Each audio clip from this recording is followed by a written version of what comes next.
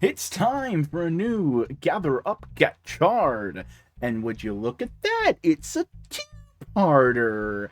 Yeah, last time we had the little kid in the cactus, and he was like, I gotta get rid of this cactus, man. And Dad started going like, fuck you! Study, son! Yeah, Gotchard's falling out of the sky. How's he gonna get out of this situation? I'll tell you how. He transforms into a brand new PNG. He fuses a whale and a bicycle, I think? Let me double check. If this will let me do the double checking. There we go. It's being a little, being a little bitch. It's not being cooperative with me. My current setup for making this video, these videos. If you want a little like check behind the scenes, what I do is I usually open up my standard streaming setup for streaming on Twitch, twitch.tv/Boingo. I record myself on a green screen so I can put it into a video later after this, and I have some minor notes of things that I definitely want to make mention of, and also I am looking at the episode itself, and just kind of skip through it to go like, okay, so what happened here, what happened here, what happened here, you know, that kind of thing. So yes, it is a bicycle and a whale. He transforms, he bounces on the ground harmlessly, gets the kid, they get away from the evil monster. Meanwhile, Rine is talking to the evil little fucking girl, and it's just mysterious conspiracy all around, as the rest of the evil triplets, are they triplets? The sisters are like going like, schemes and monsters abound, you know. And we get more confirmation of just like what the story we already assumed was going on is going on. Kid has a lot of pressure put on him by his dad because his dad wants him to succeed in life. Kid's feeling that pressure. He finds a friend in the Kimmy. He focuses more on the Kimmy and friendship than his studies. The dad finds out. It's like, get rid of the fucking cactus. And the kid's trying to get rid of the cactus. And that's an interesting thing. Like, the kid understands why his dad's doing it. And to an extent, he agrees with him. It's just like, I want to do the best I can for my dad. And it's just the extreme nature is what makes all of this harmful to an extent. You know what I mean? But they have that heart to heart. They figure it out, and they go. They start looking for the cactus Kimmy, and they find him. And it's like, all right, cool, we found him. Meanwhile, Dad also shows up and goes like, "Fuck you! Stop being bad influence on my son. Who are you talking about? I am talking about you and the cactus." And they start fighting. Meanwhile, the whole time at Alchemy headquarters, they're having discussions of like, Hotaro is doing his thing again. This is kind of a bad thing. What are we gonna do? What can we do? What is there for us to do? Hotaro's in a situation. They're fighting the Majin, right? Malgam. Majin. What's Majin from other than Majin Buu? You know, they figure out the whole fight, and the dad goes like, "Son, I'm not trying to hurt you. I'm trying to hurt your friends." And the son's like, "No, stop that, Dad." They have a little fight, the dad and Gotchard. Meanwhile, Valverad is going after one of the sisters, who is trying to ensure the dad does his like evil monster thing. And Valverad is kind of going like, "Oh, I got to deal with bigger plot shit. You deal with monster of the week, okay, kid, right?" And like, Hotaro is not any aware of any of this. He's just like, I gotta fight the dude. He's about to hurt the kid. And Valverad is just going on about it. It's like, no, we'll figure out what you're doing. What's your plan? What's this grand conspiracy? And with the help of Cactus, because Cactus has been there the whole time, learning and growing as a character themselves. I like how the Kimmys are characters in and of themselves. They're simple characters. They're very, they're two-dimensional. But it does add a layer of like, they have a similar personality to how like Pokemon has a personality, right? Like, the Pokemon has a personality, and it's fun to see them interact with more well-rounded characters. But Hotaro is able to beat the Amalgam, save the dad, get him out of the monster, And the dad, like, learns his lesson of, like, hey, I'm putting a lot of pressure on you, but that's because I want you to succeed. And the kid goes, like, yeah, I know, but I'd like to have more time to be, like, just a kid and have fun. And that's immediately like, yes, of course. Like, we've learned our lessons. We're better people for this, right? And they're going like, okay, cool. And you're dreading the moment because you're going like, oh no, is all this character development going to disappear because they have to wipe their mind? And the teacher's there going like, you failed because you're not supposed to involve regular people. They're not supposed to be this involved in the thing with the Kimmies. But because you did get a Kimmy back, maybe I'll be a little lenient. Like, he's trying to keep the face of the organization and all that. And the kid comes up and goes like, hey, thanks for saving the day. Here's the cactus, because even though I've realized my friendship with him, I understand he'd be safer with you guys. And Hotaro's like, yeah. Don't worry. The cactus makes a little flower for the kid, and the kid gets to keep it. And it's like, the teacher's just like,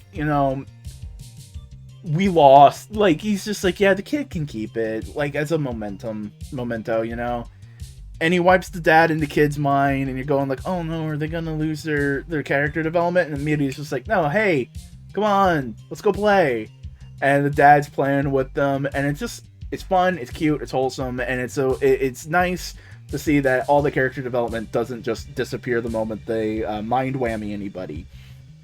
Meanwhile, the sisters are bitching and moaning about like, fuck, our plan didn't work. And the older sister, who is in the body of a younger sister, which they've been playing that really good in the series so far, she is just creepy little girl, which is what they want. It's just creepy little, like, gremlin girl. Just goes like, hey, why are you guys worrying? If the monster succeeds a lot more than that, we're happy. But if the monster just existing is a plan, the monster just existing and doing things helps our plan. Like, even when the bad guys lose, they win. Brilliant. It's a way to have the monster of the week keep showing up. It's a way for them to look competent as villains while also making continuous monsters of the week and not just falling on their ass. It's just like, that one didn't work. Guess we'll try again. Hey, how much farther did our progress bar go? Oh, that went up 5%. Dude, that's really good. Very Xanatos, bargain, all that kind of stuff. No, Paradom? I don't know. It's something from Gargoyles. I can't remember. This was a very nice little end of this arc. Just a good, wholesome kid and dad learning a lesson and it not being taken away by the mind wipe. But that also means like, oh hey, probably everyone else's lesson kept on after the mind whammy too. The wrestler found his resolve to keep fighting. The guy who was going up against Valvarad probably was like, yo, I was a dickhead. Things like that. Mushroom guy probably learned a lesson. Well, I don't know. He's probably still a fucking little angry dick, But, so all of this is just about like, hey, actually talk to each other. And maybe you can get to a better place. Because the dad loves the kid loves the dad, and they're just trying to do the best that they can for the other. And because of that, like, they let their own neuroses back them into a corner. The dad is pushing away his son, and the son is not